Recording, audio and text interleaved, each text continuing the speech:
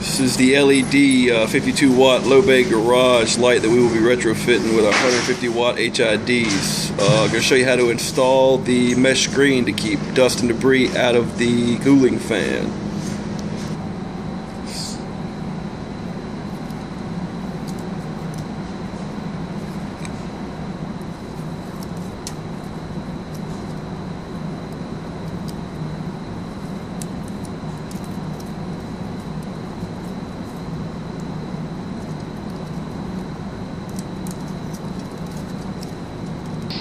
Come in, Miles.